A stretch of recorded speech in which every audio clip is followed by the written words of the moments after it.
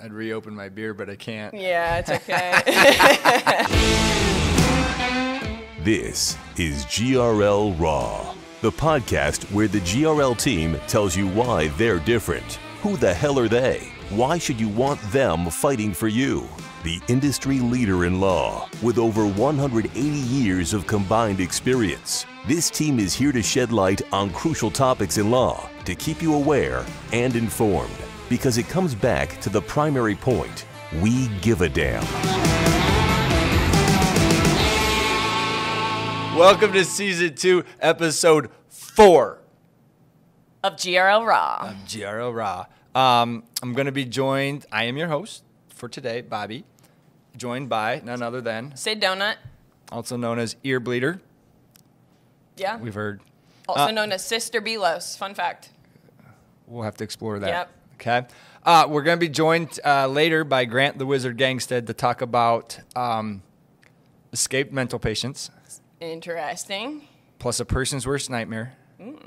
Plus all topped off with what's called a Christian burial speech. It's going to be loaded. There's a lot to it. But before we get into the nitty-gritty, we have to talk about a current event. We do. Because we are on to something with these current events. Mm-hmm. We crushed it with the Moscow murders. Yeah. I mean, we made people's ears bleed. We did, and that's going to happen. It is. We can't make everybody happy, nor are we going to try. It's called Raw for a reason. There is something that is magical about people talking shit about you on the internet. That is true. It's a good thing. It's a good thing. We're not doing bad if that's happening. So our current event for this episode is what? We're going over some Lady Gaga drama and involving the dognapping of 2021. The Gaga. The Gaga dognapping of 2021. The Lady Gaga. Yep. Okay. She sings, right? She does. Does she act? Yeah. That's actually what she was doing. Now that you ask, that's what she was doing in Italy. Okay. When her dogs were dognapped. Set up this current event that we got to talk about. All right. Because I am not familiar. Well, I am now because I cheated. But before this, I was not familiar with the Gaga dognapping situation. All right. So background info is on February 24th, 2021, Lady Gaga had a dog walker, and he was walking her 3 French bulldogs at approximately 10 p.m. in L.A., and he was attacked by 3 men. Was it 3 dogs or 2 dogs? 3 dogs. They one ended for up each dog. taking 2. Oh. And 1 got away. Okay. And the police found the 3rd Frenchie first. Did they interrogate the Frenchie? I would assume so. Yeah, okay. Hopefully they didn't invoke their right to counsel. Okay, so the dog walker is attacked, and they think they were targeting the French bulldogs and not Lady Gaga herself. I did some research on the retail price of a French bulldog. Okay, so they were the word on the street literally was this was not a dog napping for profit, for kidnapping, so to say. It's Gaga's dogs. We're going to hold them for ransom and then pay us. It was literally they just wanted the pooches. No, I think that they did it probably to breed them. It's actually like a thing that French bulldogs get stolen. Okay. I lived with one at one point in law school, and that was like a house rule, was make sure like you're paying attention. For a dog. For Eliante was his name. I almost lost my roommates over this dog. Anyways. Okay. So dog walker ends up getting shot in the chest as he's attempting to save the dogs and fight back from these random people that are attacking him. So it's a hostile dog It napping. is. Okay. Next day, Lady Gaga offers a reward of $500,000, no questions asked. Are these dogs worth $500,000? I mean, if you're Lady Gaga, yeah. They're your dogs. Okay. She's got a different level of money than a typical human. Apparently. They might actually be worth $500,000 too. So after she puts out the reward, she puts it out on TMZ and CNN and other news outlets, so it's to the world. And is there something important about what she says on the TV, on camera, that's going to be important for this current event? No questions asked. Okay. Because you may be surprised to know that I did some research myself. And I pulled up her, I researched. Yep. Because I am a sleuth like that. Her Instagram account. Ooh.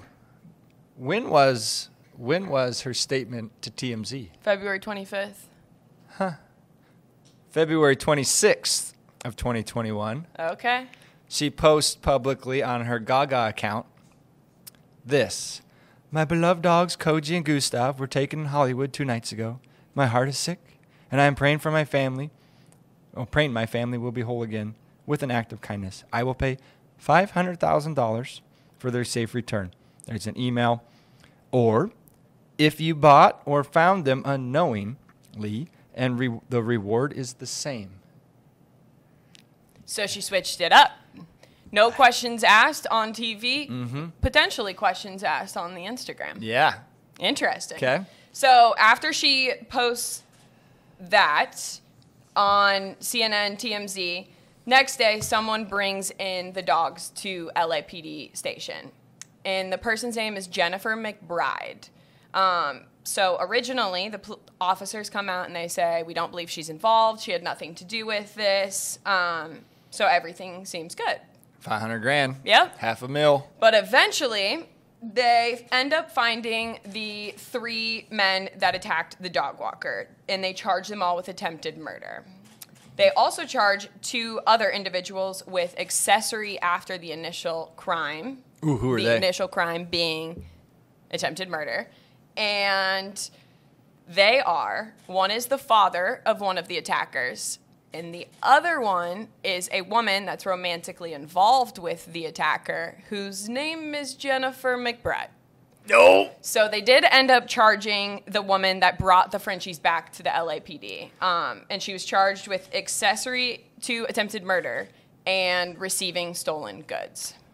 So, Dognapper's girlfriend. Dognapper's dad's girlfriend. Oh. Yeah. Dognapper's dad's girlfriend brings the dogs back, tries to claim the reward. They find out she is Dognapper's dad's girlfriend. Yep. And therefore, I'm assuming the Gaga doesn't want to pay the Gaga $500,000 reward. Yes. Question. Answer. Were trash rips involved in any of this? They were not. No trash ribs.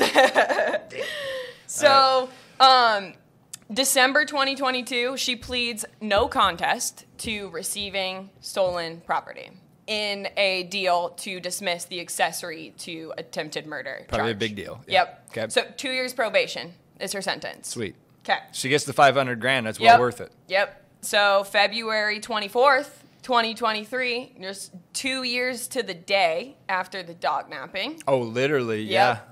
Statute of limitations is about to run. Yep. Okay. Lady Gaga is sued for breach of contract, fraud by false promise, and fraud by misrepresentation. And the plaintiff in the case is Miss Jennifer McBride, who believes that she has been wronged and deserves the $500,000 reward. You know, I'm going to start off with pay her the money. Okay, so you're Team Jennifer McBride. I'm Team Jennifer. If Okay. you say no questions asked, No pay up. questions asked. That is a statement that has consequences. That is a statement of, I don't care if you took my dogs. Yep. I will pay you to give them back because I have Gaga kind of money, and $500,000 is a night out on the town for me. And I want my back. dogs. Yep. Yeah, okay. So that is why she's suing. She believes that she is entitled to the $500,000 because the legal theory is Gaga made an express offer to the public. Yep. She went on CNN, Open for TMZ. acceptance. Yep. Okay. Open to everyone, clearly communicating that she wants someone to accept this offer. Really? Bar exam refresh for you. Okay. 3 elements of a contract are? Offer, acceptance, and consideration. I mean, I know. I'm on Team Jennifer. I agree, and I think you're right. Yeah? 100%. Look at that. This is the first time. But There's always a but. there's a but. Okay. And this is kind of how you know it's probably right. I think county attorney Prosecutor. came out. Okay. Yep, prosecutor came out after the lawsuit was filed and had a statement. And that statement is, if Lady Gaga has to pay the $500,000, according to the county attorney, then she becomes a victim under the statute and has a $500,000 financial loss. So the prosecutor is threatening Jennifer McBride to drop the lawsuit. Oh my God, this is awesome. Yeah. Because you did not know this. No. Because you may not have been out of diapers when this happened. Okay. Okay. One of the first cases I handled that ultimately went up on appeal in Iowa. This Okay. Iowa specific, obviously. This Yep. isn't California. Involved a restitution order to a person convicted who pled. Yep. A representative pled to receipt of stolen property. Perfect. Oh my God. And we won that appeal. Okay. Because the offense of receipt of stolen property, for which restitution was ordered, Yep. did not apply or did not warrant restitution for loss of items that were not recovered or that were Yep. not involved in it. And so the elements of receipt of stolen property, Yes. that person does not have to deprive, in other words, commit Yep. the theft. Therefore, they can't be held financially responsible for restitution for the theft. Make sense? Yes. Do you remember this morning when I asked you if stolen goods Yeah. had a victim, and you're like, "Yeah, I think so." Yeah. I mean that's massive. Jennifer McBride, GRL Law. GRL Law. We got you. That you know what that fits it. That's I. That's I didn't that's even what know. I was asking. We You did didn't not ask. prepare. We did not even talk about that. That is crazy. That is is. random. So Team Jenny, all me. I'm on. yeah. I mean, Team Jenny at the end of that. I think that this case is going to be probably relatively complicated. There's some complicated factors in it. The high reward. If anyone's seen the Netflix documentary on the contracts case with the plane and Pepsi. Do you remember that case? No? But it's a high reward amount and high profile, highly publicized, multiple defendants in the criminal side of things that she would be a victim of. And she was only accessory after the fact. Yep. She wasn't involved. It wasn't a conspiracy to commit theft. She Nope. wasn't involved in the taking of the dogs. And more importantly, what I would look at is the fact that she has offensively sued Gaga for fraud, which is an intentional tort, Yep. which, if proven, can also result in something called punitive damages against the Gaga. And Gaga has Gaga kinds of money, so there's going to be financial exposure for the Gaga, which on an earlier episode that we talked about financial exposure, Yep. those can be driving forces for resolution. I'm on Team Jenny. I think she's got something going there. I think so too. I'm on Team Jenny, and county attorney, you're going to have to show us what you got. Yeah, I like it. I do too. Awesome. But we'll see. We'll keep you updated on that. We will. That's a phenomenal. Cheers. Cheers. Phenomenal current event. And we are going to take a quick break. Yep. And then we're going to come back with Grant the Wizard Gangestad talking about one of Iowa's most notorious criminals, I'm excited. not Jesse James. I'm excited. We'll be right back. Welcome back. We substitute out Donut for the Wizard. Welcome back, buddy. Hey, thanks. Cheers. Cheers. We're going to talk about a loaded case, are we not? This is a juicy one. This is juicy. This is actually probably one of Iowa's, that people don't know, although I'm going to contradict myself when I say one of Iowa's most infamous criminals that's not named Jesse James. Right. Like, if we actually look at the history books, if we look at criminals in Iowa, I don't think anybody comes close to the dude we're going to talk about in this case, or in this particular case, says, not to ruin it for people, than our boy in this case. This one's pretty wild. Yeah. Now, but before we dive into the substantive topic, you have the honor of sharing with us the golden quote of the month. Oh, I feel honored. You should, because this is a thing, and now you have to act it out. You have to get in character. You got to set the scene for us, and give us the golden quote. Okay, can you please? So I think this golden quote is apt for this particular case we're talking about today. We're going to talk about some right to counsel kind of stuff. Right to lawyers, attorneys. Right. Lawyer up. Right. So this is an OWI case, one of my clients. Yep. We're talking about the golden quote now. Yep. One of my clients arrested for OWI. Upon being arrested for OWI, he's taken down to the station. And at the station, you have the right to contact an attorney. He said, I want to talk to my lawyer. I want to talk to my lawyer before I take this breath test. As we're going to learn, that's quality assertion, quality invocation. Right, okay. Right. So he gets there. He's at the Clive Police Department, the old Clive Police Department. And not the new fancy one. No, not the new fancy Public Safety Center. Yeah. So they get him in there. They get him in the holding room. He's handcuffed to like a bench along the wall. And they say, all right, you want to talk to your lawyer? Yeah, I want to talk to my lawyer. They go, okay, what's his number so we can dial the number for you? And he says, 1-800-lick-my-nuts. And they were not too amused with that at all. So they told him, you know what, we're just going to give you a couple minutes to think of the actual number of your attorney. And when they came back, he wasn't quite so funny. He actually did. He ended up calling his mom, actually. So hopefully that wasn't her number. Yeah, right. So when I was watching the video, kind of taking notes and putting some timestamps on things, and 1-800-lick-my-nuts came across the speakers, showstopper. And I was like, I had to reel it back and have another laugh about it. But for the record, our phone number here is not. We do not have 1-800-lick-my-nuts as our phone number here. But we are going to have T-shirts here shortly. Yeah, this guy, he was something else. So yeah. It's hard to segment from that. Yeah, you can't segment from that. So we're just going to do a hard break. Ready? Flush. Okay.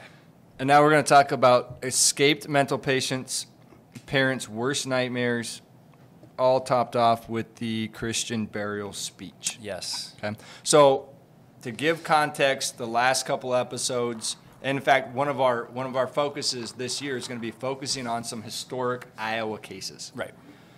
And this particular case is probably, to set up the topics that we're going to talk about, this particular case is probably the most significant and famous, I think, criminal case ever to come out of the state of Iowa. It's got to be. It even has its own name. It's the Christian burial speech case. Right. So set it up for us. Okay. So, as you said, this case is parents' worst nightmare, 100%. Mm-hmm. Like literal nightmare fuel. So when did this happen? So let's get back to when it happened. What occurred? So December 24th, 1968. Christmas Eve. Christmas Eve. Mm-hmm. Des Moines, Iowa.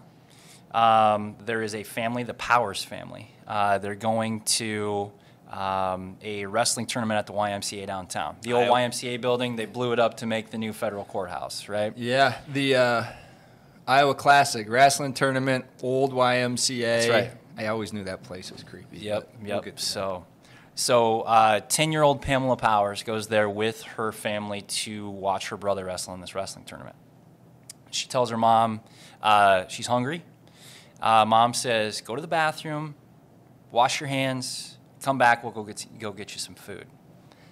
Pamela never comes back. No. This is at the YMCA, remember? YMCA is the Young Men's Christian Association, right? Yep. So, and they have residences there. That was back when it wasn't your gym. It was actually a service that provided assistance to kind of down and out homeless people. Housing, job help, that kind of stuff. There was a guy who was living there. His name was Robert Anthony Williams. Mr. Williams was an escapee from a Missouri State mental hospital. He had spent 3 years there.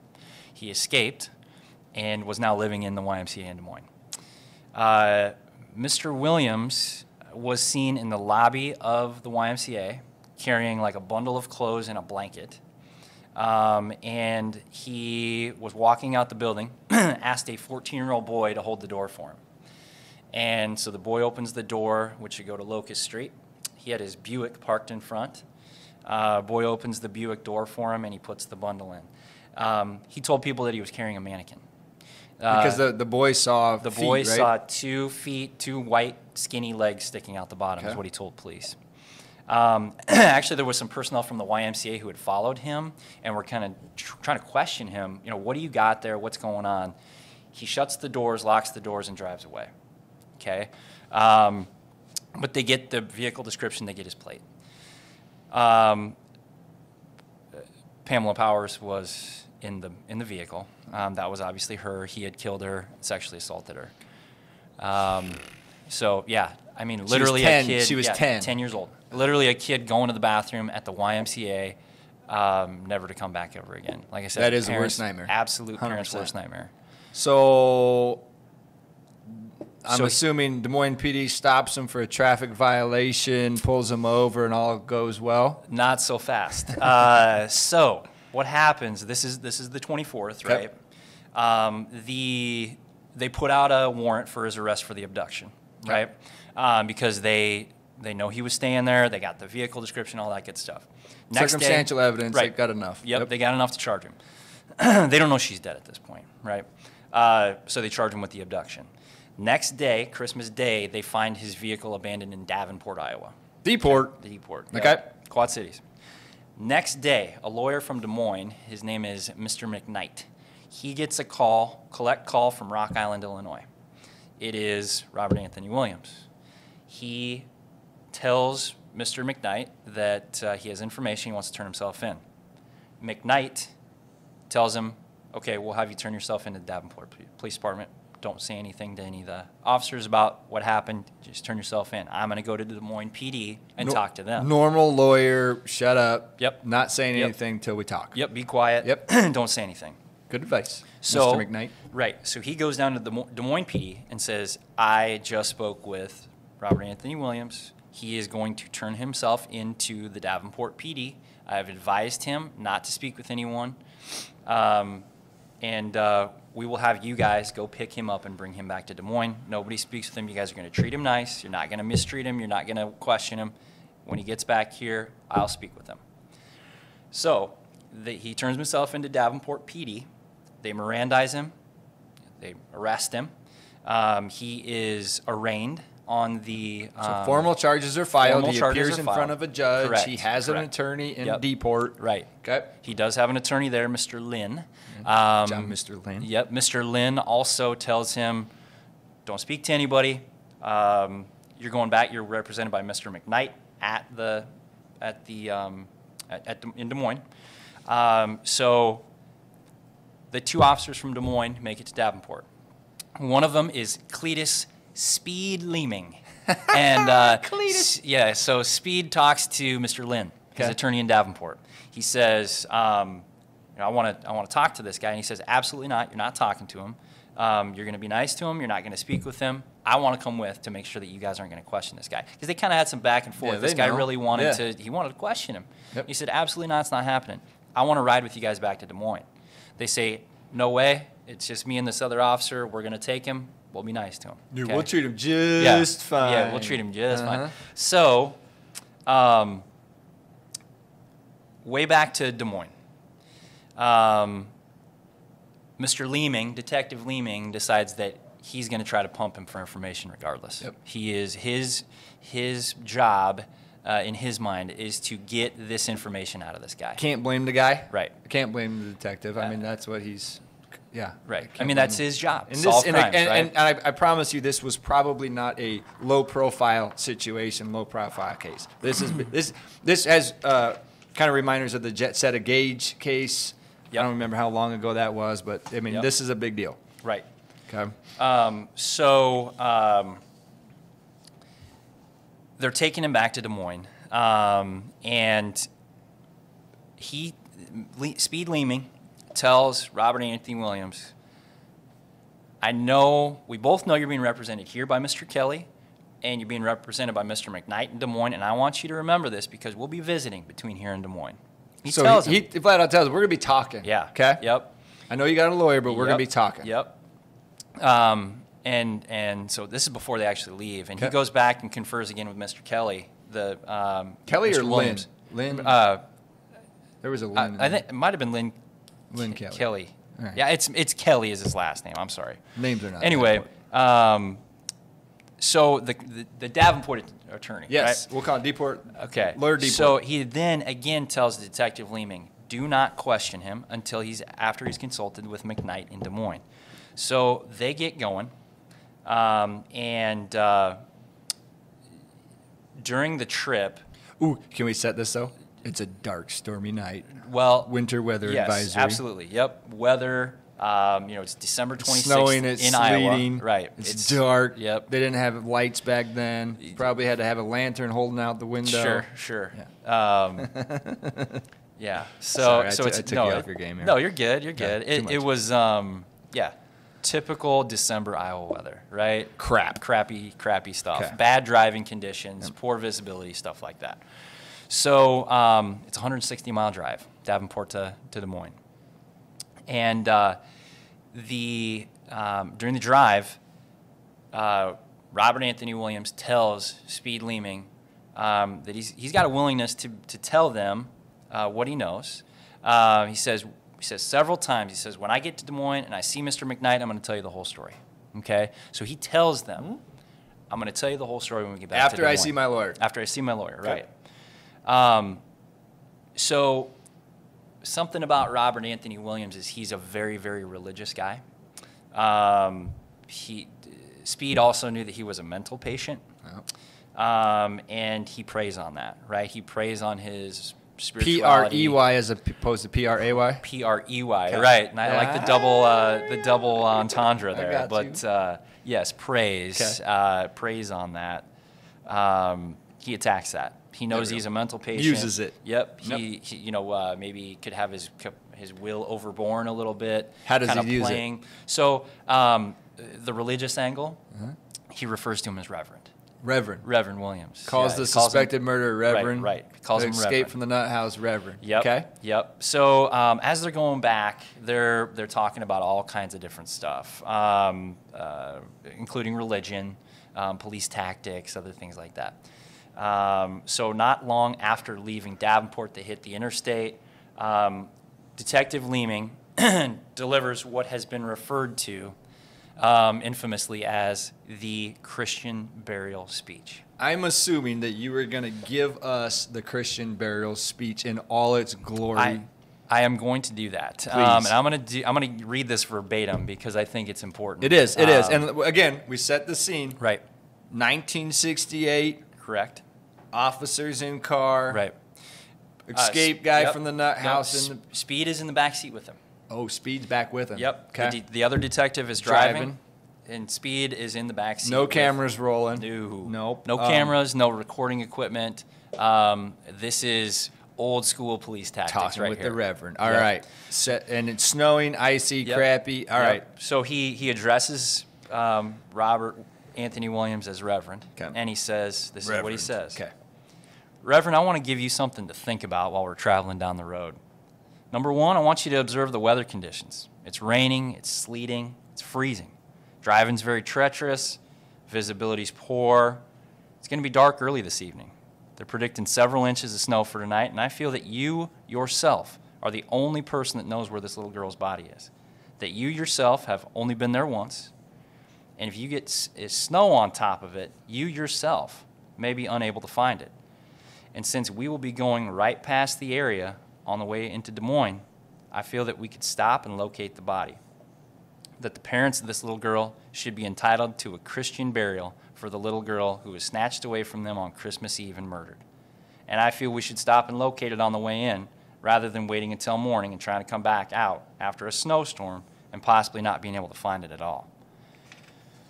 So Williams...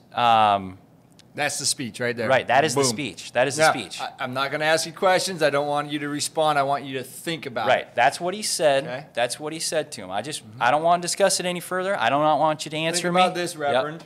Yep. I don't want to discuss it any further. Just think about it as we're driving down the road, okay?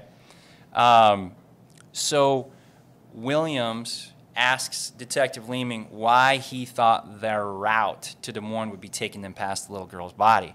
And Leeming says, well, I know the body's in the area of Mitchellville, which is just outside of Des Moines. Know where it's at. Yep. And he then says, I want you to answer me.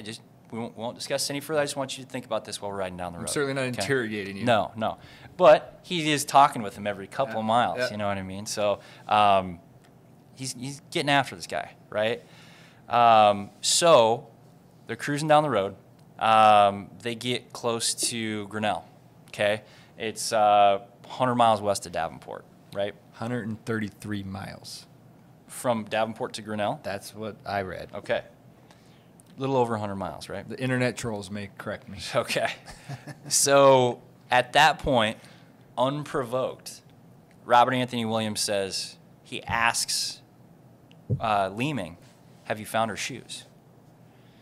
And Leeming says, yeah, I'm not sure. So Robert Anthony Williams takes them to a service station where he left the shoes. They don't find them. No shoes. No shoes. Yep. They continue towards Des Moines. He and Williams asks whether or not they found the blanket that he wrapped her up in. And he goes to a rest area where he said he disposed of the blanket. They don't find the blanket. No blanket. No blanket. Okay. Car continues to Des Moines, and as it approaches Mitchellville, which Leeming didn't know where it was, he was just taking a shot in the dark. Williams says he would show Leeming where the body was. He then directed them to the body of Pamela Powers. And he gets indicted for first-degree murder. Christian burial speech worked. It did. It worked. It got to him. Okay. The Christian burial thing was playing on Robert Anthony Williams's Christian religiosity. My favorite part of this, and we'll get to how everything played out, is this is back in the days before body-worn cameras, in-car cameras, Right. actual recordings that we now utilize quite frequently. But the detective conceded at the hearing. Well, he tried to minimize. He said he wanted to know where the body was, and he was questioning Williams about where the body was, but he only asked every couple of miles or so. Right. By my math, don't hold me to this. Okay. Hold on. That's over 65 times he would have asked where the body was. 133 miles to Grinnell divided by 2. I'm sticking with that. Don't make me show my work. Yeah, that's a lot of times to be that's a lot of asked where the times. body was. Right. Okay. Right. So clearly he's guilty as hell. He shows him where the body was. He confesses. He did it. Bis bam boom. Why is he one of the most infamous characters in Iowa legal history? So Because he did it. he did it. He did it. Right. No doubt. He did. Why are we talking about this? So, before his trial, his attorneys moved to suppress all evidence relating to or resulting from any statements that he had made during the ride from Davenport to Des Moines. So the body, any of the evidence they found after he showed him, or like once that speech The got made, location of the everything body. they want out. Right. Yep. So, trial court denies the motion. Of course. He said that there was an agreement between defense counsel and the police that they were not going to question him.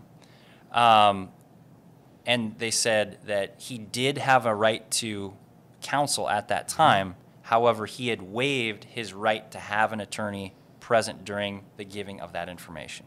Okay? Okay. So what we're talking about right now is the right to counsel, right? Okay. The Sixth Amendment. Yep. So the case goes to trial. Right. Case goes to trial. While we have our NFGs, this one's a GAF. This one is a big time GAF. Yeah. He was convicted pretty quickly. Okay. So after trial, they Permission to appeal, as we call it. Yep. They request an appeal. It goes up to the Iowa Supreme Court. They say essentially the same thing that the trial court did, which was this guy did have a right to counsel at the time. There was an agreement that he not be questioned. However, he waived that right to counsel when he made the statements that he did in the car. By talking. Yep. And I thought this was important. And again, like you mentioned, this is a parent's worst nightmare. Mm-hmm. And this plays in, you can see it working into the court's mentality. Yes. Wrestling with the gravity of this case Mm-hmm. and the fear that is triggered by this type of case. Right. In their rulings. And it was a split decision at the Iowa Supreme Court. It was. It was what, 4-3? I think they had 9 justices at the time, and I think it was 5-4. 5-4. Yeah. The dissent, I wrote this down. The dissent starts their dissent. So they lost, right? Mm-hmm. Williams lost. So the people say, no, you should have suppressed his statements and him showing them the body. Right. He starts with, after much soul searching, more soul searching than necessary in an appellate decision, I reluctantly dissent from the majority. And he points out the evidence was strong of guilt, but the law has to apply. Right. The Constitution has to apply. Right.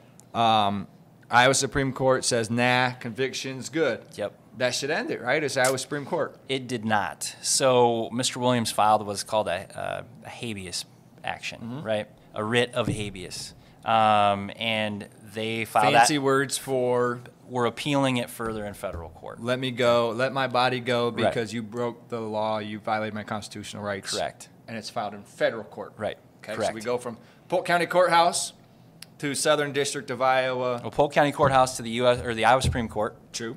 which was in the capital. capital at the time, right? And then across the river again to the federal courthouse, Correct. Southern District of Iowa. That's right. Okay. So We're going to talk about them. Right. Well, we've actually talked about them last episode. And kind of wild that the new Southern District Courthouse is going right on the site where the YMCA building was. Where this Irony happened. at its Yeah, finest. right? Yeah, Very okay. much so. So Federal District Court. What do they do? They say essentially the same thing. They uphold it. They uphold the conviction.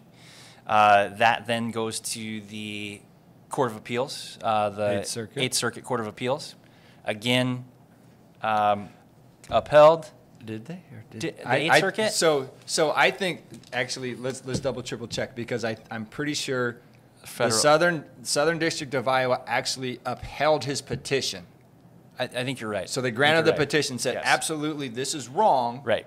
Iowa Supreme Court screwed it up, and because it's a matter of federal law, the federal court is allowed to say y'all got it wrong. Right. Okay. And so Southern District says, I forget which judge had the guts to do this, but they're like, nope, yep, they messed up. Eighth Circuit is like, no, yep, they messed up. And then there was there was a dissent on that one, Yes.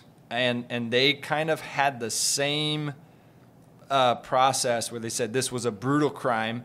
The evidence of Williams' guilt was overwhelming. Mm-hmm. And then they go on to say this is not the case in which to make the point that the exclusionary rule should apply to the violation of these rights. Right. So the dissent now is flip-flopped, right? From Iowa Correct. said the dissent was like, no, we got to uphold the Constitution. And then Eighth Circuit flippy-floppied and they upheld it. Right. But then the dissent was like, hold on, this is such a bad crime and it's so obvious he's guilty. Why are we making the point with this case? Right. So, and that's kind of the hard part about this one. It's the hardest part about the case. Obviously, a brutal crime. It was, against a child. You know what I mean? I got a 10-year-old. Yeah. Yeah. Yeah. The equities were not with Mr. Williams in this particular case. And that's, they were, but that's the problem. That's not the problem. That's the beauty of constitutional rights is that they apply to all of us, right? And I think it's important to stress they have to apply. Right. Even the worst of cases, because if you start making decisions based upon the gravity of the case, suddenly those exceptions get made and what matters, the foundation gets eroded. Right. We always look, terrorism, was the next big, like in our generation was the big thing. You know, do we put aside the surveillance requirements? Do we throw these things away? And you can't live in our society, in our form of government, if you don't enforce these principles in the worst of cases. Correct. That's where it's most important. Correct. Right. So the case gets up and it works its way from the 8th Circuit. The next stop is where? U.S. Supreme Court. So I did some follow-up research from Okay. episode earlier where we talked about 1919. How did briefs get to the U.S. Supreme Court? Got any guesses? 1919. Horse and buggy. Horse and buggy. That's my guess. I'm not mocking your guess because that's one of the discussions we had. I think so. I did some Wikipedia research. Okay. Delivery of mail in 1919, according to the HistoryChannel.com, was primarily intercontinental via rail. Okay. Okay. Makes sense. Home deliveries started in 1913 with automobiles, so that would be the local deliveries. But as far as going from Cali or Iowa to Washington, D.C., that would primarily be accomplished by rail. Okay. But Makes sense. just in case, so we really don't know, I learned that the U.S. mail started being flown officially in 1918. Okay. So we really don't know how the briefs got in the Hold My Stein case to the U.S. Supreme Court. I'm assuming we know with this, they got flown. I would assume so. Mail got delivered. Okay, so we're on to the United States Supreme Right. Court. Side trail there. And Sorry. I got a little mixed up there when I said they upheld the conviction. They upheld the petition. Yes. The Yes. petition, his petition to ask them to uphold his rights. Correct. Basically. Okay. So we go to the U.S. Supreme Court. Again, a deeply divided decision. It was 5-4. By the way, so everybody knows we don't edit this stuff. We just roll. Yeah. Right? We don't correct ourselves. No, we do. Well, We correct each other try. on, We try. on air. That's how we roll. That's okay. We make mistakes. We're people too, right? That's right. Make people's ears bleed. Yeah, that's right. So 5-4 decision. So the U.S. Supreme Court, U.S. Supreme Court is divided as heck as Yep. well. Again, this is a tough issue. You're talking about a dead kid, an abduction. This guy being, he was a mental patient. This is literally an episode out of Criminal Minds. Yeah. Which I can't read. I can't watch that show anymore. You couldn't write this. No. I mean, seriously. No. Unless you work for Criminal Minds. I guess, right? You're one of those They probably people. borrow from They might have real borrowed life, you know? Williams to write stories for him. Right. So, anyway, the good Reverend gets his conviction overturned. 5-4 decision. Oh. They say his right to counsel applied at that time under the Sixth Amendment. Okay. That there was an invocation, an agreement of his right to counsel. Okay. Right. Agreement Because there was by the a cops. Mr. McKnight got him to agree. You're not Right. questioning him. Okay. Don't mess with him. Don't mistreat him. Yep. Do not question him. Right. And they also found that because he'd been arraigned, that right attached. So it's during a criminal prosecution. Okay. Right. So they found that the right applied. There was an agreement not to question him, and that he also said in the vehicle, "Once I speak with Mr. McKnight, I'll tell you everything." So he said, in essence, I want to speak with my attorney before I tell you anything. Because right? in the law world, we have this phrase called invocation. Right. And if a person, because the right is personal to the individual, if they don't invoke the right, they don't get to claim the rights violated Correct. in these situations. Correct. Okay. So they said the right was invoked, that it applied, and that he had maintained that invocation at that point by saying, "You know what? I'll tell you, but I'm going to talk to Mr. McKnight first." Okay. Right? Then the issue becomes, did he waive his right by speaking to Leeming? Because Lehman said, "I want you to think about this. Right. I don't want you to answer a question." Right. He was tricky. I mean, he was trying to be kind of cute about it, right? He wasn't kind. I'm going to give the guy credit. So as far as police work, pressures on you to crack the case, this is some quality work by the officer, the detective. Now, it turned out to violate the Constitution, but, I mean, he knew this he was next level stuff. Right. He knew he was towing the line, right? Yep. He wasn't going to outright question him, say, beat his fists and say, because the law was clear then. Right. If you where's the body? Yeah. He does Other than this. 65 times. I don't want you to say anything. I just want you to think about this. And then he says the Christian burial speech, kind of preying on his religiosity, his mental status. Because the detective wanted to make sure, or wanted to have the argument or contention that I didn't interrogate him. Right. I did not formally interrogate him, question him. He just waived his thought rights. about it and Right. talked to me. Right. Okay? He thought about it and voluntarily waived his rights. They said no. Supreme Court said no. That speech was designed to elicit incriminating information. Such that his will was overborne, right? That he couldn't freely and uncoercedly make a waiver of his right to counsel at that time because that was so coercive. That speech was so coercive. And he had two lawyers. He did. And he said, I want to talk to my lawyer. After I talk to my lawyer, I'll talk to you. And Right. then they still play games. So the ultimate rule, like if we're going to pull, like remember Professor Alberts, he's like, give me the guts. Give me the guts. Just give me the rule, right? Right. What's the rule from this case? Invoke your right. Okay. Invoke your right to When a remain person silent. invokes their right, so when a person has an attorney, invokes their right, law enforcement can't continue to mess with them. Correct. You got to back off. Right. You say, I want a lawyer, they have to stop. They have to Correct. quit questioning, and they Yep. can't be like, no, we're not questioning, we're just saying think about it, right? Because, It doesn't fly. but the little leeway there that the detective seized upon was, right, if questioning has to cease, so his whole, if they invoke counsel, questioning has to cease, right? So he's sitting there going, well, I'm not questioning him. Correct. So even little mind games, if the person has a lawyer, says I want to talk to my lawyer, you don't even get to play those mind games. Right. It doesn't have to be explicit questioning. It can be statements that are designed to elicit incriminating information. Okay. Which is what the Christian burial speech was. And it was really good. Yeah. Really Yeah. good. It was effective. Very right? effective. Okay.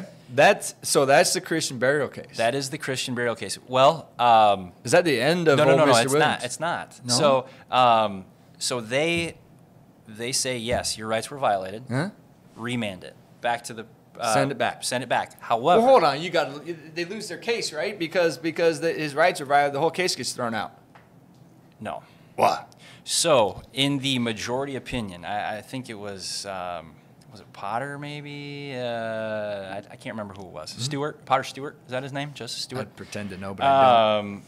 Anyway, so whoever wrote the majority opinion said his statements regarding the location of the body and him getting them there, that stuff's got to stay out. Gone. Out. Right. Okay. However, So they violate your right to counsel. Your whole case does not get thrown out. no, it does not. You It don't only, get an NFG shirt from GRL No, you don't. because they violated your right to counsel. No, what gets excluded is the stuff that they obtained from that violation. Okay. Right. Good, important note. The old exclusionary rule. Yes, right? sir. Okay. So what they say in the opinion is that did not preclude the evidence of her body coming in for some other purpose. Right. If there was another way they could get it in, they could present evidence of the location of the body. However, they could not use his statements. Right. So they said if it was inevitable that they were going to find the body, they can use that evidence of the location of the body. How else were they going to find her body? I don't know. They found it was. They said it was. They were going to inevitably find it. How? I don't know. I don't. We know. didn't research I didn't that dig. far. I didn't dig into that far. But as long as they can show by a preponderance of the evidence, meaning more likely than not that they would have found it, that's good enough, and they can get that evidence in another way. This rule called the inevitable discovery doctrine. Inevitable discovery doctrine is something we have not talked about. Hold on. Does the inevitable discovery doctrine include trash rips? Ask Colin Murphy about We're that required to talk about trash rips in every episode. Yeah. So I had to at least throw out trash rips. one. So No trash rips in this case? no trash rips Okay. in this case. No, there was not. Okay. That's a. I think Colin's got another trash rip appeal He coming up. does. So, He does. Can revisit the right decision. Can't wait. So anyhow, so they retry him.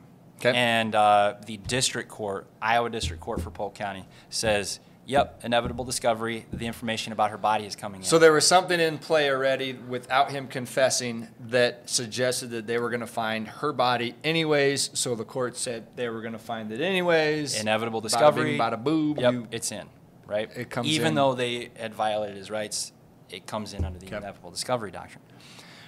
He gets convicted again. So Yep. this goes up. So they then fight the constitutionality of this inevitable discovery rule, right? They're saying, is this constitutional for them to use this when they've already violated somebody's rights in another way, right? So a different case. Mr. Williams, again, appeals this all the way up to the U.S. Supreme Court, and in Nix versus Williams, He goes back. He goes back. So this dude has 2 U.S. Supreme Court cases from one from case. one case. Yes. I don't know if there's certainly there's nobody else from nobody. Iowa who's Nobody. got this, but maybe Never. I don't know, maybe in the nation. I don't know. Somebody will tell us. Yeah, but very, very extremely long odds. So just to give you some context here, the U.S. Supreme Court gets about 7,000 to 10,000 petitions a year to hear a case, right? And that's just the ones that make it all the way up to that point, right? So everything else gets filtered out all along the way. They only take less than 100 cases, around 70 cases a year. So This dude gets 2. yeah, this dude gets 2 in a decade. And he's still in prison. Yeah, so it goes up to the U.S. Supreme Court. They Yeah, but- say inevitable discovery doctrine is constitutional. It's a thing. Affirm his conviction. And he spends the rest of his natural life in the state penitentiary. He does. He ended up dying at the age of 73 in 2017, and guess what? It was a couple days before Christmas. Irony. Yeah, right. So We also learned he was involved in a prison riot. he was.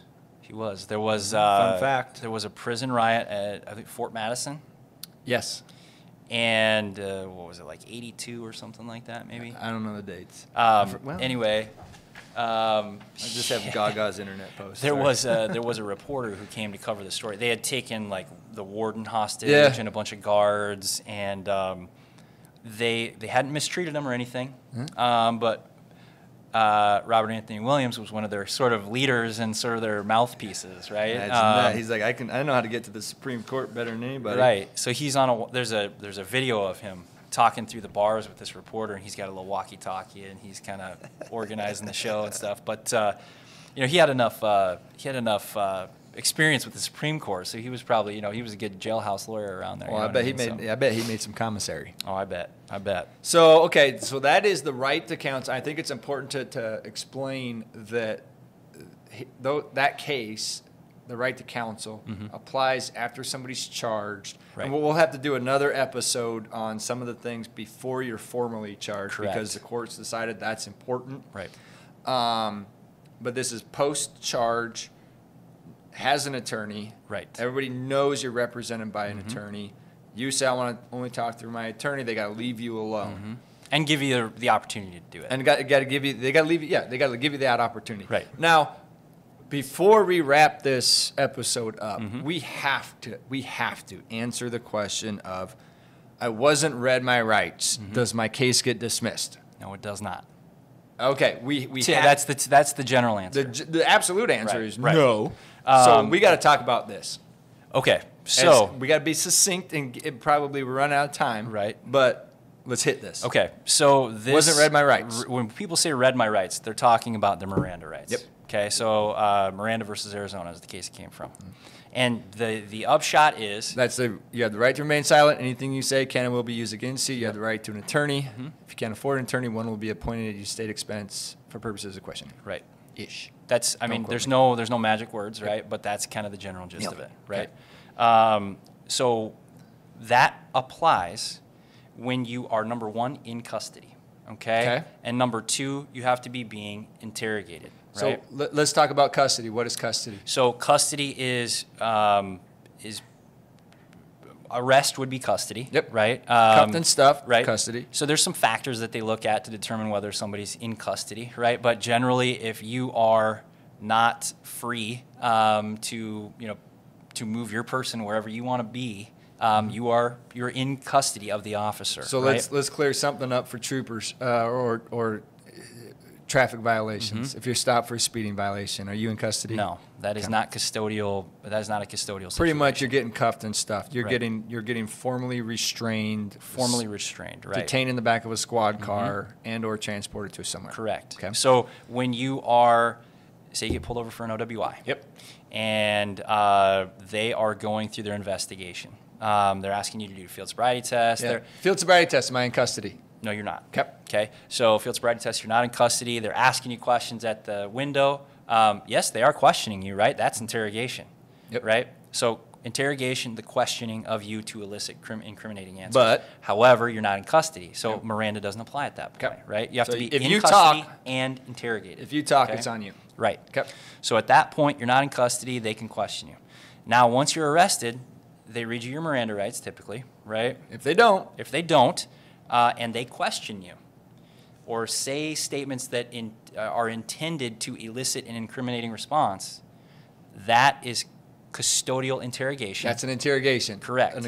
Asking questions with the intent to elicit incriminating statements. Correct. Is an interrogation. Right. And if you are in custody and you were not advised of your Miranda rights, those statements that you make in response to that questioning will be excluded. The charge doesn't get thrown out? No, it does not. It's just that evidence that gets thrown out. Damn it. Okay. It'd have to be. I can't even tell you a situation where everything in your case gets thrown out. I mean, you'd have to be arrested immediately Because right? of a Miranda violation. Right. Yeah. Okay. So people say, "Oh, I didn't get read my rights." Yeah. Does that matter? Sometimes the answer is no. It does not matter because once you are arrested, they aren't questioning you anymore. And if you take a breath test, I was going to ask about that. So a breath test, the court has said that is not testimonial. It has to be testimonial in nature for it to be able to be excluded. Which is you telling them about what's going on in your brain. Correct. So you're physical saying evidence something. is not testimonial. Correct. Scientific, like breath testing, DNA testing, that kind of stuff is Right. not testimonial. So that Miranda does not apply to that. All right. That's good. Yeah. We made people watch Right. the whole way and listen the whole Right. way to get to one question that everybody wants, but that's the trick. Right. We're learning this That's right. podcasting. We're getting crafty game. here. Okay, so action points. We promised everybody Yep. action points. Yep. If we said action points from today's discussion, give people workable information that they can use Yes. in their real life to protect their rights, keep their butts out of jail. What are we telling them? Invocation. 'Kay. Right? Asking to invoke your right. Your right to remain silent, number one. Shut your mouth. And we were talking about this the other day, but in order to invoke your right to remain silent, you actually have to say something. You can't just sit there and be silent. That does not invoke your right to remain silent. You have to say, I'm invoking my right to remain silent in order to actually have that right apply. So the golden quote from a couple episodes ago of I'm not answering any questions, conversations, PBTs or peanut butter and jellies. Right. Would that be an invocation? He did it. He did it. That got there. It was a weird invocation, but he got the point across. Speaking of our T-shirt collection. And try to be clear about invoking, right? Don't use weird words or make it kind of murky. Just clearly invoking your right to My remain favorite, silent. not to go on a sidetrack, but is they read you your rights and say, are you willing to answer questions? Well, it depends on what the question is. No, you don't need Right. to talk. I Right. know you're talkative. Save the conversation for your lawyer. Right. Like, you talk later. Yep. Shoo. So invoking your right to remain silent, Okay. invoking your right to an attorney. I'd like speaking to an attorney. And invoking those rights at an early stage, being consistent about your invocation, not giving up on that, and be polite, be courteous, but be 1-800. Not 1-800 lick my nuts. That's not going to get you anywhere with anybody. I can tell you that right now. But being It's effective. Yeah, I guess. It is an invocation. Yeah, Can we say that? Right. Yeah, Okay. I suppose. But being polite, being courteous, but also being being Confident. and forceful about your invocation of your rights. As we have a saying here. And shut the hell up too. Yes. Just- as we say, yeah. we have this saying here. Shut up, wise up, lawyer up. That's right. I think we leave it at that. What do you Sounds say? good to me. Appreciate you coming back, Wizard. Cheers, buddy. Cheers, buddy. We are back with yet another episode of the world famous Do's and Don'ts with Donut. We sure are. Okay. Do you got a good one? Yeah. Does it involve escape from mental institutions, child abductions, murders, rapes, or Christian burials? It doesn't really. Well, we don't discriminate. We do not, but it's a good one. Okay. All right. Serve it up. Title. At my funeral, can I have attendees stab my dead body with my knife collection? I have a pretty sizable pocket knife collection, 50 plus. Could I have it written in my will, if I were to die unexpectedly, each attendee at my funeral gets to keep one of my knives, but they have to stab my dead body with it first. I imagine that mutilating a dead body is usually not allowed, but what if it's specifically requested in my will? I don't plan on actually doing this. Probably.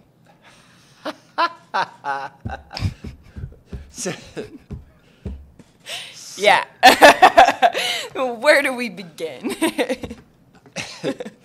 So, going on our last do's and don'ts with Donut, we talked about your will being the ultimate mic drop. Yeah, we did. You get to control what happens with you, with your property, with your body. Mm-hmm. I'm going in fireworks, or I'm haunting people. Yep. My instinct is do it. Fair. I think you can do it. Now, you're rude. I mean, that your mom is not going to want, if your mom outlives you, or if your kids are there, they're not going to want to stab your embalmed butt. No. Which brings up, that's actually a good question. That was one of my first thoughts was embalming fluid. Gross. Bad. Toxic. Don't wear a nice suit to the funeral. Bibs. Yeah, seriously. There's a bib station, and then a knife cleaning station. Okay. When you go to eat crab. Yeah. We're not laughing about that. No. So wills, we did talk about wills last time, and I said you do you are able to have some control over your property at the end of your life through your will, if you have a will. But thinking this through, there are not exceptions to crimes. There are not. Because it was in a will. Yes, wills do not let you overturn laws, nor can you give consent to potentially commit a crime against a dead body through a will. There's not a will affirmative defense. I don't think so. That I've seen. No. But I do have an interesting Iowa law question. Help me say this is okay, because I want to tell this guy or gal, yes. I kind of think it would be okay in Iowa. Would it not be abuse of a corpse? With the intent to conceal a crime. Is what's required in That's Iowa. what's required. That's an element of abuse of a corpse in Iowa, is that you're either mutilating, disfiguring, dismembering, hiding, burying, or failing to disclose with the intent to conceal a crime. So it's okay here. I think it is. Come to Iowa. You can. This is not legal advice, but I think it's fine. Iowa might be the place for you, sir. We currently, under the existing conditions, see no legal prohibition. At this time. Mm-hmm. Subject to further disclosures and research. And that I'm gonna say it's fine. I also, based on the abuse of corpse statute in Iowa, I also think it would probably be okay, although it does not, absolutely not going to happen. I don't know.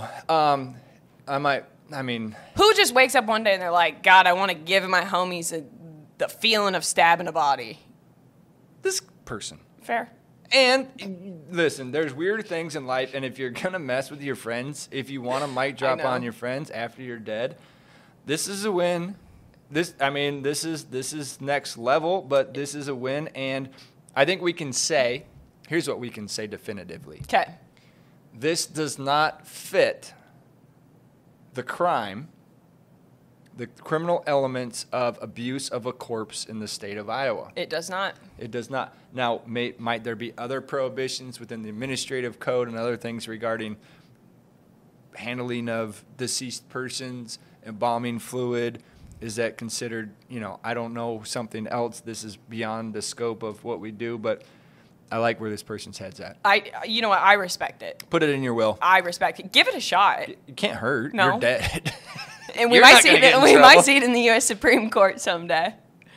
And you won't have to put it on a locomotive to get there. Yeah, facts. Facts. That is one of the more interesting ones, but it's always the knives. It's the knife guys you got to watch out for. Yeah. The knife guys on Reddit. That leaves you pondering a lot of things It does. in life. Including a few questions I wrote down. I will. read them. We do have a few questions. These are just my thoughts. Careful. Why would anyone have the urge to ask 50-plus people to stab them? You're dead. It's Okay. fine. Interesting way to get rid of your knife collection. Making them earn it. Yep. Can you imagine how disappointed the friends would be if he didn't die unexpectedly, and he died expectedly, and then they weren't able to stab him? Oh, he had to die unexpectedly? Yep. Well, maybe he has to think about getting stabbed.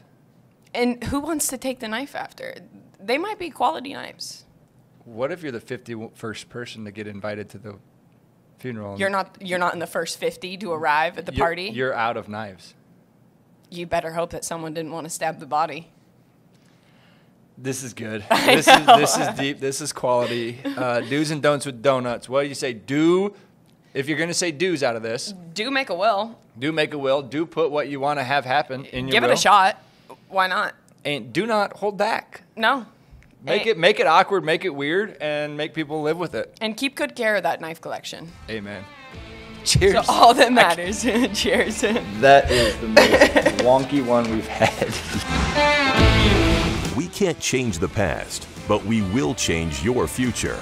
GRL Law. Thanks for tuning in to GRL Raw. Check us out at grllaw.com.